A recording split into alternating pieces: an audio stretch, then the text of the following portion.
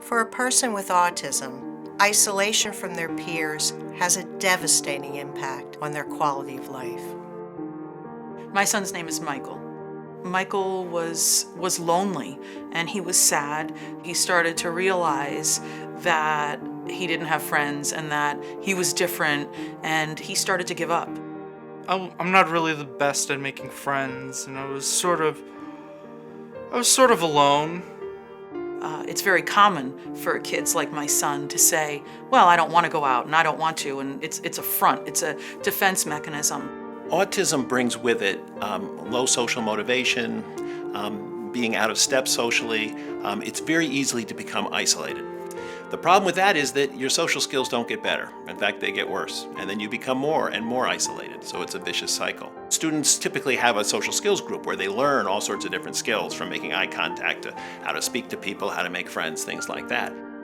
There was sort of like this group, like these were kids like who had autism and issues, and it's just like, it sort of felt forced, and I really didn't like it.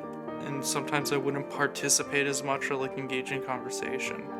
Our children shouldn't be excluded or just in a group with each other, because how are they going to learn? You know, they might learn things that are negative instead of positive. One of the key challenges of autism is being able to take those skills and then apply them outside of the group room, or what we call generalization. And that can be done through schools structuring things, but when you get to middle school, you can't really have a paraprofessional or a teacher sitting there at the table with you. The DDH social group is really not going to tolerate that. You know, students on the autism spectrum can be targets, and they need to have allies out there because they don't have enough.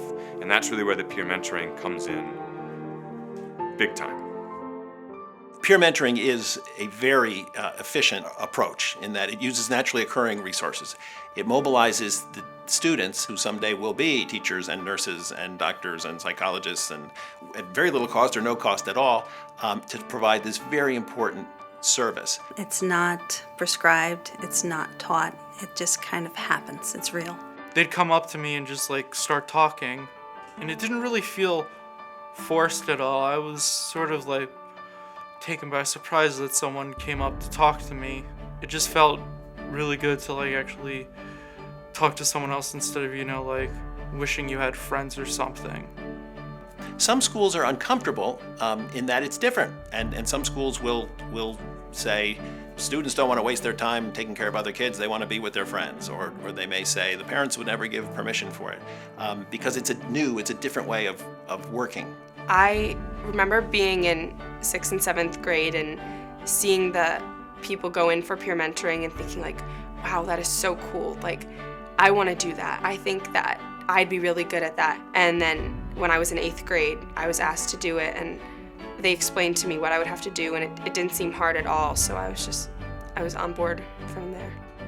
I think it helps the parents of the children with disabilities because they see their kids growing when they go to school and they come back and have a great day because they were able to talk to someone and make new friends, and it's just so beneficial for them in their entire life and not just their home life and their school life. He can go to college, be gainfully employed, have a family, get married, all of those things. And I think peer mentoring really put him on the track that we would hope. It's funny because my husband and I joke, he goes out more than any of us. He has a more active social life than any single person in our family. My favorite part is seeing the kids that I peer mentor blossom into their own individuals.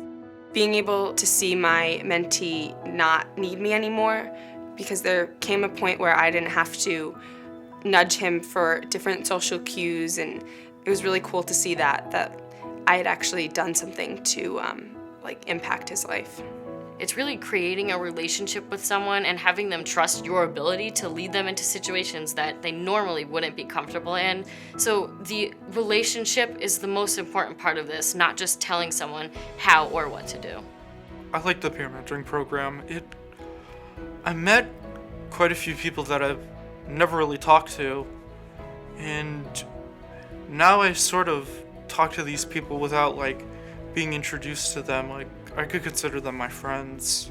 I think the biggest resource is having someone kind of walk you through the initial process, whoever that may be. Someone who has some experience doing it. Come visit. You can come visit our program and just see the students involved. By the A.J. Drexel Autism Institute, 1 in 3 young adults with autism has no community participation in the 8 years after leaving high school. If you want to end isolation and marginalization of those with autism, include peer mentoring in your program. Please visit our resource page at www.autismconnecticut.org.